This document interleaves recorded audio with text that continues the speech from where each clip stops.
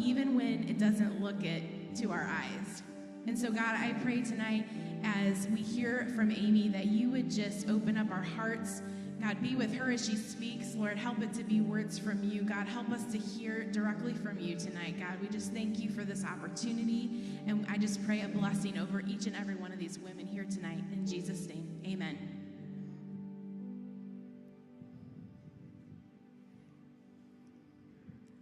Well, I'm really excited to have Amy Patrick here with us tonight, and some of you may know who she is, and some of you may not.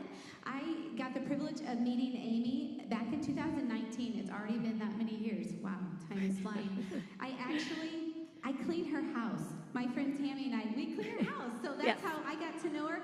Our husbands, they were meeting, and she found out what we did and said, oh, yeah, come on over.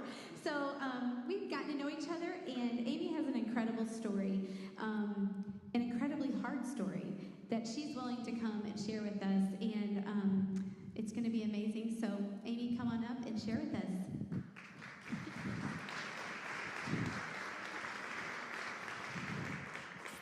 Well, thank you for that very kind introduction. It's really good to be here with you all. It's beautiful to see you all worshiping here together, and all the other things you could be doing on a Thursday night, you're here. Rebecca does clean my house, Rebecca and Tammy, and they are a tremendous help to me, because I'll just confess to you that I'm a messy person and I need all the help I can get. And so they are extremely helpful to me, and I am very grateful for both of them. So it's a gift for me for sure. So I am going to talk tonight about this topic of what does it look like to be devoted to God, or maybe to say remain devoted to God in the midst of pain or suffering or tragedy.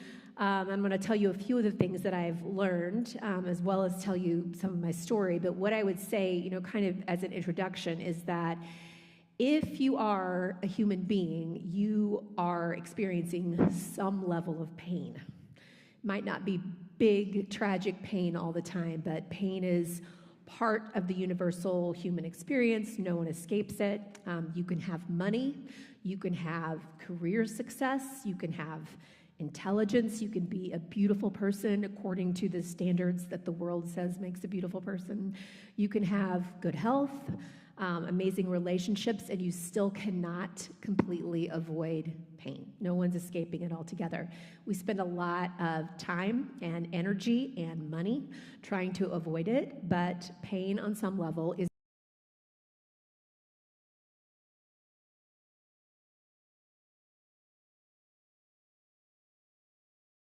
to the bottom of that one, so I'm not going to try and do that tonight. There's a lot of mystery involved for sure. But I can tell you that I vividly remember a specific moment, probably 10 years ago or so. I remember exactly where I was standing in my house when this happened. I had the thought, something more difficult than what I have experienced thus far is probably coming my way. It's probably on the way. And it wasn't a fearful thought. I didn't have this, sense of panic or foreboding about it. It was more like a bit of a reality check. I'd lived long enough, I'd been in ministry long enough that I'd seen a lot of terrible things happen. I'd walked a lot of people through just horrific tragedy and difficulty. And I think I was just reminding myself in that moment about the realities of pain in the world. But as often is true with our own suffering, I never could have predicted what was actually coming. So my season of significant pain started in 2016 when I was living a pretty good life in a lot of ways. Not without some difficulty along the way, but I would be out of touch with reality if I didn't describe my life as mostly very good.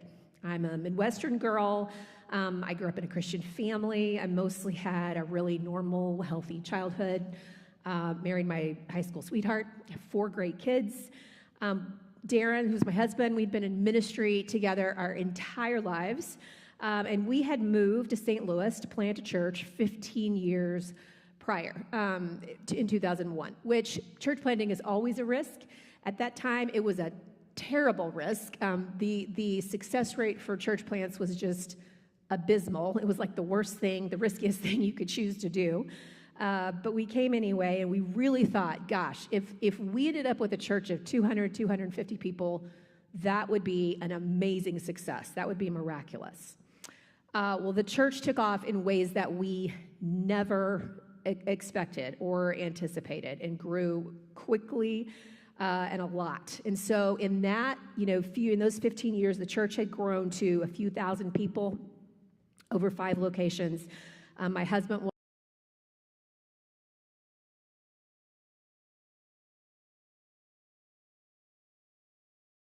things were going really well, or at least it looked like they were going well in a lot of ways. But what I wasn't really aware of and didn't really have context for was that Darren had essentially been kind of slowly internally imploding over at least a few years, if not longer.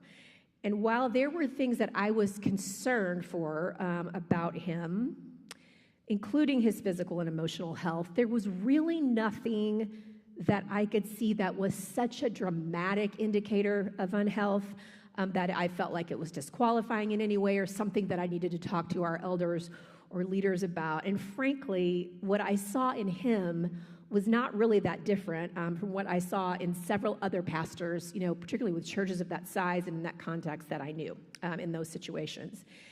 And so in early March of 2016, Darren called me into his home office, and we had a very painful conversation where he told me that, things had reached a breaking point. He had been confronted by our elders. And I was simultaneously deeply concerned about him and absolutely furious with him in that moment. I told him that I was with him no matter what, but I also said, I have a feeling that life as we know it might be over. And I had no idea how prophetic that statement would end up being. So over the next 3 weeks or so, things unfolded to the point where he was fired from the church that we had planted, which I had no argument with. He was in bad shape. He needed help. And my position was that I would have pulled him out of that pulpit at least 2 years earlier myself, if I had had any clue of the depth of what was happening. But for reasons that are still a mystery to me, not one of our leaders or elders ever brought me into a conversation regarding their concerns about Darren. He obviously was not healthy enough to where he was able, to hear what they had been saying to him over years. And so, in short, I was completely blindsided. The next couple of years were absolutely horrific, as you can imagine. The loss for our entire family was profound. I had, teenagers who were in a youth group, younger kids who were in children's ministry. Obviously, those things were all ripped away from them. The church had obviously been very central to our lives. Darren was suicidal at points during those periods of time. It absolutely shattered our family and our world. And the plan had been that we were going to serve in that church for the rest of our lives. There were people who we thought would be lifelong friends and ministry partners who completely dropped us, many of whom I have never heard from since. There was a restoration plan put together for us, I think with the best of intentions, but unfortunately it was put together by people who really had no experience or idea how to do anything like that. And so the short version of that, it ended up being very traumatic and unhelpful for us in most ways. And so we really spent another year after that year just kind of recovering from the trauma of the plan that was supposed to be restorative. And so there's a lot more I could say about this. Darren, spoke a lot about it himself, and that's out there if that's something you're interested in. But we did end up really getting some great help from some really wise, experienced, godly people, and ended up moving out of those painful years, in a much healthier way with a lot of hope for our future, which was miraculous, given the depth of what we had lived. Then 2020 came around, which presented new challenges for all of us, obviously. In the spring of 2020, I was aware that Darren was stressed about some things, concerned about some things, many of the things that we were all very stressed and concerned about during that time. But I wasn't seeing anything even close to the level of despair that I had seen from him in 2016 and 17. So I really thought this was just normal stress and struggling at that point. But on May 7th, 2020, he went target shooting with a friend We had texted back and forth that day a little about dinner and baseball practice and, normal marriage and family things as we do. And when he wasn't home at the expected time, I was not initially concerned. But as time went on, I made a few calls and could not reach him, and no one knew where he was. And I just got a gnawing anxiety in the pit of my stomach that something was wrong. And then the police showed up at my house. And then, of course, I knew that something was really wrong. And so at my front door, the police told me that my husband of almost 27 years was dead from a self-inflicted gunshot wound that they believed was intentional. Nothing prepares you for a moment like that. I felt like I was standing outside of my body in another universe watching what was happening. It was bizarre, surreal. Obviously, Ed had to tell all of my children that their father was dead. I had to make many horrible phone calls to family and friends. And the reality that he was also a public figure meant that there was press involvement and that there were people I wanted to let know before it was public in the news. It was just horrific, as you can imagine. It was a complete life-altering nightmare for us. And so once again, I was faced with a completely different future than I had anticipated. Now I was a widow. Now I was a single mother to 4 children, and I was a woman who needed to rebuild her life from the ground up at 46, which is not exactly an ideal time to be doing that.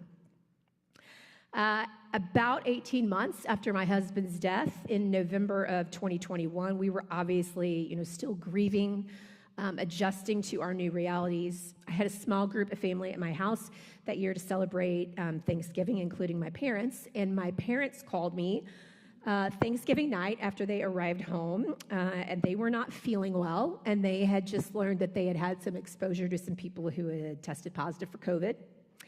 And they indeed tested positive, as did I, a few days later.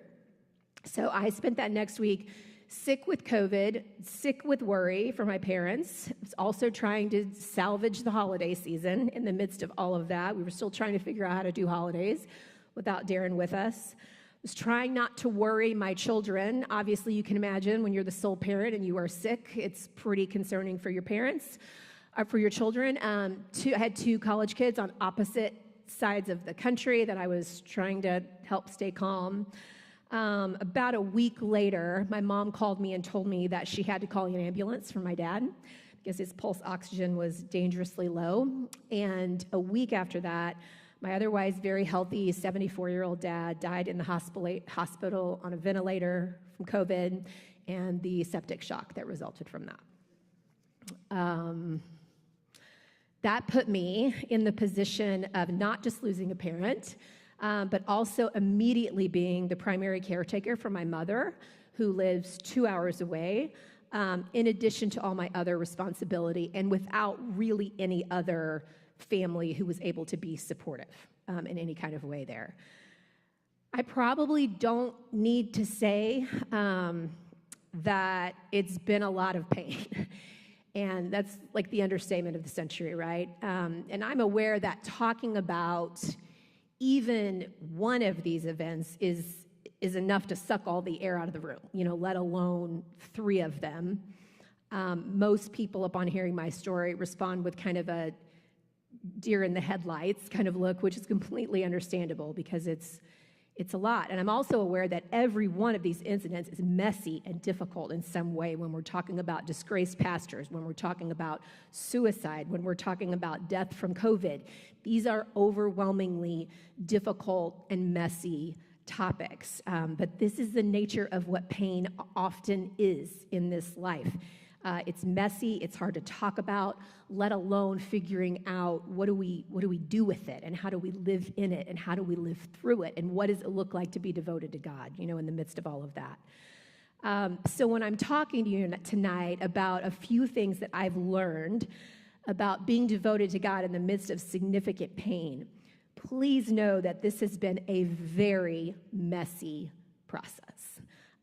It has not been neat and tidy. It has not been a straight line. by any stretch of the imagination. It has had ups and downs in it that I can't even put words around. And that is often what walking through pain is too, right? It's not just this upward trajectory to something better. It's much messier than that. The big idea tonight that I want to focus on and the takeaway that I hope you hear more than anything else that I say is this. And this applies, I think, to devotion in general, as well as specifically about what it means to be devoted to God in pain. The foundation for your devotion to God is God's devotion to you. The foundation for your devotion to God is God's devotion to you.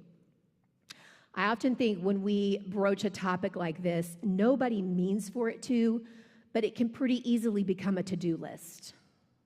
Here's what it looks like. If you are devoted to God, you are doing these things. These are the list of behaviors. This is what it will look like, et cetera, et cetera. And I can tell you that when you are in significant pain for sure, the last thing that you need is another to-do list. And I'm sure that some of you know what I mean by that. It is absolutely exhausting. And when we think about devotion in that way, I really think that we get the whole thing backwards. When you lean into and rest in God's devotion to you, your devotion to Him will flow naturally from that. When you lean into God's devotion to you, in general, or in the midst of terrible pain, your devotion to Him will flow naturally from that. I'm not saying there's not still some intentionality around it, but that is different than feeling like you have to make something happen in order to be devoted. It is a very different posture. But this is the gospel, right? The gospel is that being a Christian is not about what we do. It is about what Jesus did on our behalf. And so being devoted to God, walking that way, is the same thing as the way that we came to faith. John 15:5, Jesus uses the analogy of the vine and the branches, and he says, I'm the vine, you are the branches. Whoever abides in me and I in him, it is he that bears much fruit. For apart from me, you can do nothing. So the branches are not trying to produce fruit. They are not working really hard to keep themselves healthy. They don't have a list of things that they need to do in every season. They are just staying connected to the vine, and that is it. And they grow from there. Similarly, in Galatians, when Paul talks about the fruit of the Spirit, same thing. We don't have to tell fruit trees every year, it's time, do your thing. If the tree is healthy, it's going to produce fruit. It's going to do that. We don't have to explain it. We don't have to come up with a list of guidelines and requirements. And so leaning in to God's devotion to us, which is evident all over Scripture. I could give you 1,000 verses at least. He's so much more devoted to us than we are ever able to be to him, is the way that we can stay devoted to him. Again, Jesus in Matthew 11 said, come to me, all who labor and are heavy laden, and I will give you rest. Take my yoke upon you and learn from me, for I am gentle and lowly in heart, and you will find rest for your souls. For my yoke is easy and my burden is light. So if you hear anything I'm saying tonight, I hope that we can kind of flip it a little bit, flip the script a little bit on understanding where our devotion comes from and where the power and the fuel for that comes from. Not from our effort, not from all the things that we do, but from leaning into that devotion to God. I'm going to talk about 3 ways that I think we can do that are specific to situations where we might be in pain, and these are definitely things that I've learned as I've walked this path over the last several years. The first one is to lean into God with your questions. Lean into God with your questions.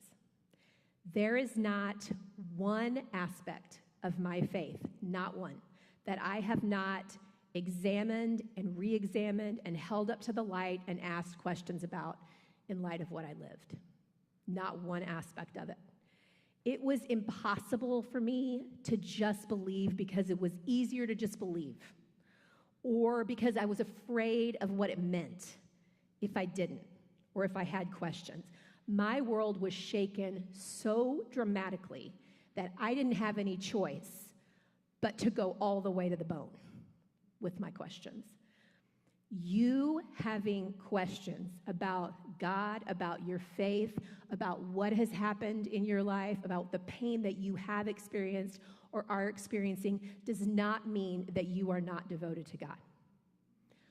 What shows your devotion to God is your willingness to lean into Him with those questions.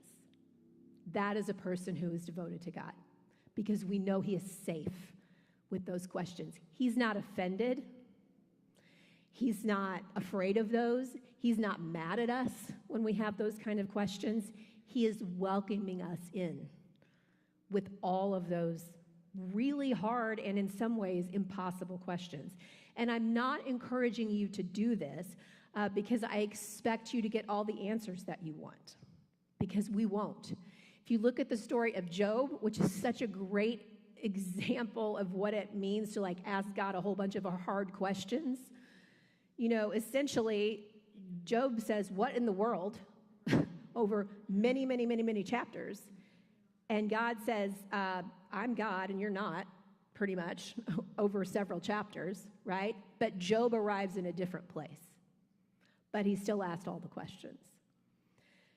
So what I think happens when we are willing to go there and be brutally honest with God is that we come out on the other side with a peace that is different and an acceptance around mystery that is different, and more comfort, frankly, with not having to have all the answers and knowing that some of these questions are just unanswerable in this life. But there's a different kind of acceptance that happens when you go there instead of just avoiding the questions that you're afraid of. It's a leaning into God with a different kind of trust when we do that. So leaning into God with our questions. The second thing that I have learned and that has been profoundly helpful to me is to fully experience your emotions with God in the midst of your pain. Fully experience your emotions with God in the midst of your pain. A lot of us, if we've been in church for a while or have grown up in church, and I am not talking about your church here, I am talking about church holistically in general, when it comes to emotions, we have mostly been told, be careful, right? Be careful around those emotions. They are not trustworthy. We need to be careful. We don't need to be overly emotional. We need to just have a lot of caution around those. And that's a lot of wisdom in there. We do need to be careful. We do need to know that they are not everything. But I know what happened to me and what has happened to a lot of us, I know because I'm talking to people about these things all the time, is that when you're told 1,000 times to be careful, but not really taught that your emotions are a gift, and that they are a gift to you, and that they are a gift to other people, and that they are part of how you are fearfully and wonderfully made by God, we just don't have that context. We fear them because we've only been told to be careful with them. So I am telling you today that your emotions are important. They are part of how God has made you. When we look at the Psalms, we see evidence of David and others, but mostly David, feeling safe enough with God to fully show up emotionally in every way. Deep sadness, anger, maybe we would even call it rage. When you're asking God to murder your enemies, I think it might be fair to call it rage at times, right? Terrible fear and anxiety. Also, tremendous joy, celebration, exuberance. He goes all the way in. So yes, the Psalms have a lot of beautiful promises, and frankly, it's just beautiful poetry in a lot of ways. But it's also an example of we can be safe with God, with our emotions. I also think we have evidence in the Gospels of Jesus exhibiting all of the primary emotions. Was Jesus sad? Yes, for sure. Was Jesus afraid? Yeah, right before the cross. So much that he was sweating blood. Was Jesus angry? For sure. Turning some tables over. Do we see Jesus being joyful? Yes. And so, if I come in kind of from more of an emotional health perspective, I will tell you that emotionally healthy people are able to name and experience and move through a wide variety of emotions all the time. But our example for that is Jesus. That is what he did, as well as David and others in the Psalms. And so our emotions, I just want to encourage you that they are not something to be afraid of. And the reality is, when we avoid our emotions, they are still ruling the day. When we shove them down and do not pay attention, they are actually much more in control than if we will live into them with the Lord and feel them and experience them and learn to move through them. And most of us have not had good models for this. Most of us didn't have families necessarily that taught us to do this. And so it's not our fault. It's new territory for us. But it's such an important part of if we're going to love God with all our heart, mind, soul, and strength. We can't shut a whole part of ourselves off in that way. And when we don't address them, they start showing up. Emotions are states in your body. So when suddenly we have high blood pressure, and we are having anxiety attacks, and when we can't sleep at night, and when we have ulcers, and we have all kinds of other things that are coming up, it can at times be because these emotions in our body are kind of taken over in some ways. And so I want to encourage you that God is not afraid of your difficult emotions, and that we don't have to be concerned that if we feel them fully, we're going to become these crazily out of control emotional people. Again, that tends to happen more when we ignore them. So, fully experiencing our emotions in the midst of our pain. It's uncomfortable and it is messy, but it is worth it. Third, risking the vulnerability of hope. Risking the vulnerability of hope. When you have experienced loss of any kind, it feels like a very risky thing to hope that there will be good things again, because you've experienced so much disappointment and loss. And so I have learned to do this by starting to pay attention to the good things in my life that have not been dependent on me getting the outcome that I wanted. A lot of times, and no one means anything by this, but when we are praying for something and we get the outcome that we want, we'll say, God is so good. And he is good. And he has blessed us in that way. But would he still be good if we didn't get the outcome that we wanted? Or is our concept of God's goodness dependent on that? He's good if I get the outcome I'm asking for. He's good if the person is healed. He's good if that check comes through. He's good if I get the job. He's good if my marriage is saved. Or is his goodness maybe something that's bigger than that? And I think we know it internally when we're dependent on the outcomes in those ways, because we are so anxiously dependent on getting that outcome that we want. It just is a little too flimsy to hold up in real life. I did not get the outcome I wanted in any of those incidents I described to you. We did not get to go back to our church. Those relationships have not been restored. It was a tremendous, despite many efforts on my part, but it was a huge loss. My husband died. I'm never going to see him again in this life. He didn't end up just barreling down our street in his truck, driving too fast on the phone like he usually did. My kids will not ever have their dad in their life again. Not the outcome I wanted. My dad died. I prayed so much for him. And he died. And I will never see him again in this life or have him again in this life. It's been a tremendous loss for my mom. I didn't get the outcomes that I wanted.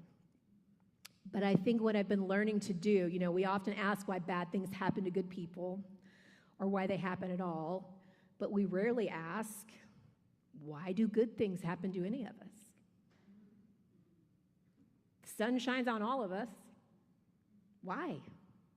And so it started helping me pay more attention to the scope of God's goodness that is not just limited to the outcomes I want.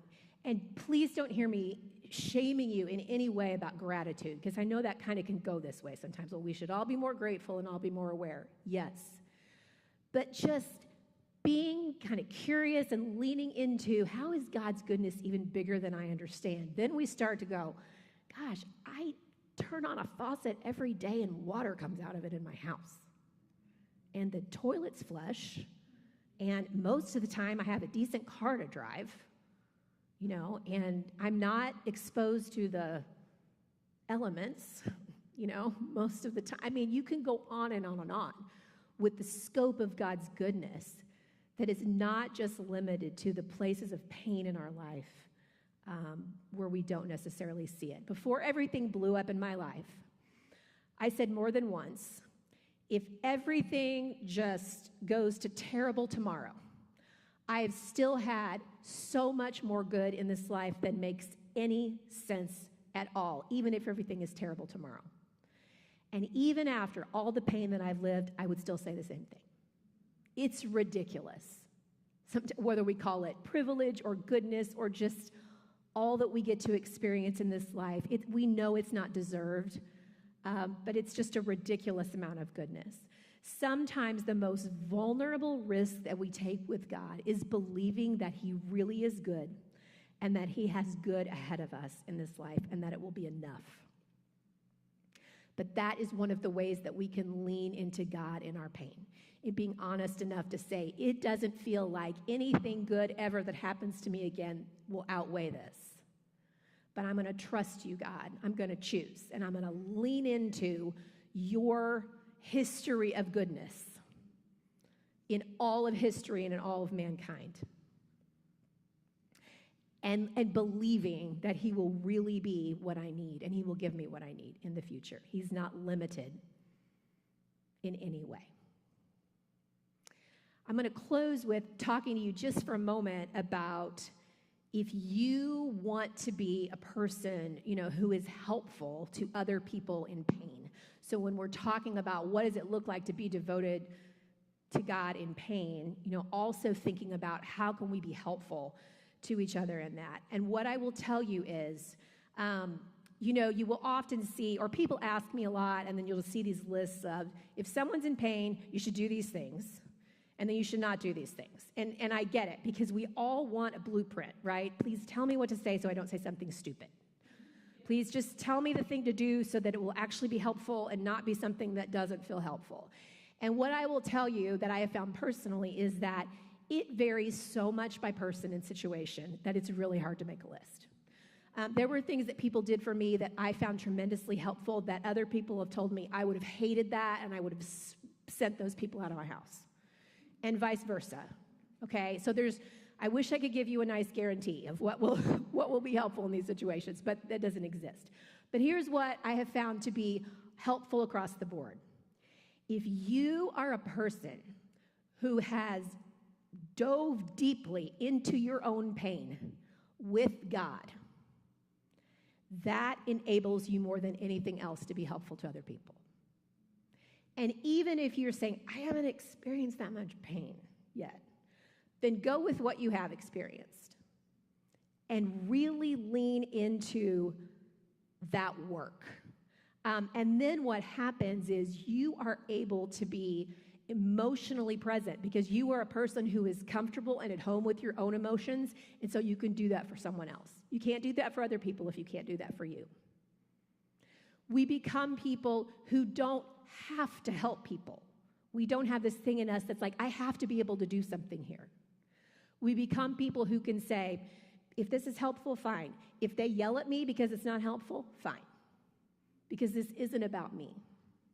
So when you do the work with God of really diving into your own pain, you can be a person who can do that for other people. I had a friend recently call me and say, hey, I know a woman who is newly widowed. She's, 35. She's got 2 little kids. Would you be willing to talk to her?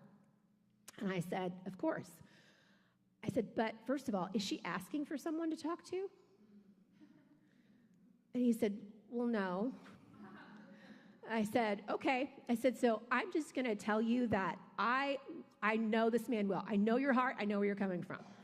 But often in that situation, when someone tells us, hey, I've got this person that you could talk to, it feels like we've been given something else to do.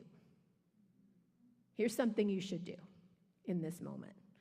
And she might not feel like she needs that at all right now, but someone told her that she should. So now I've got something else on the list of all the other things as a new widow that I have to do. And he's like, I hadn't really thought about that. And I said, that's okay. And then I just was able to talk to him a little bit about, he was just feeling this tremendous need to be able to help her. And I said, you don't need to worry about that. I said, feel free to give her my number. Also, please tell her, there is 0 obligation to call me whatsoever. Don't put me on a text with her. Don't do that. Not because I'm not glad to talk to her, but because then it's extra pressure, because now we're on a text, So we're all learning in all these ways, but the more you are able to lean into pain and acceptance of pain and working through your own pain and emotions and all of that, the more that we will be able to help other people. The greatest gift that we can give people is not necessarily about food or money or doing their laundry or cleaning their house, any of those things at that time, although all of those things can be very helpful. It is about being able to be a person who is present because you have been present with Jesus. You are peaceful because you have known the peace of Jesus for yourself. You can weep with people because you have wept with Jesus yourself. You can come in and be not anxious about doing the right thing because if you don't, you're not real attached to that and it's okay. The more you have learned to be with your own pain, the more comforting that you will be to others, which I know that we all want to do, probably including tonight, even when we're on this topic. I know that in a room like this, there are probably many of us who have experienced a lot of pain in this life. Maybe you're in the midst of something right now. Maybe it's to the depth of what I'm talking about or worse. Maybe it's not. Sometimes the hardest pain is the thing that's like a little every day, just a little drip that just is not going away. That's really hard pain too. And so I just want to encourage you that Jesus is with you and that he is safe to lean into with every bit of your story that is so hard that you have no idea what to do with it. And your questions that feel angry and messy and your emotions that you feel like might just overtake you if you go there at all. He is safe and loves you and is with you in all of those things. And I am so glad that you have a room full of women here who want to be with each other in the midst of that kind of pain too. So I'm going to pray for us. I'm going to pray specifically for all of us, but particularly for those of you who are in pain tonight, that God would really speak to you and be present with you and continue to bring healing to your hearts tonight and beyond tonight. Let's pray. God, thank you for these women in this room. Thank you that you are so much bigger and deeper and safer, and that your love for us is so much more profound than we can ever understand. God, I pray that you would help these women to love each other well tonight. I thank you for all the ways that you use your body, your church, to bring healing to our wounds. God, I thank you that there is no pain that is beyond you. There's no difficult situation that is beyond you. And so I pray tonight that you would fill us with hope. I pray that even in the next few days that you would just continue to open our eyes to the scope of your goodness, how much is going on around us in the midst of our pain that truly is such a gift to us in all the ways. Help us to see the ways that you're loving us that we sometimes miss.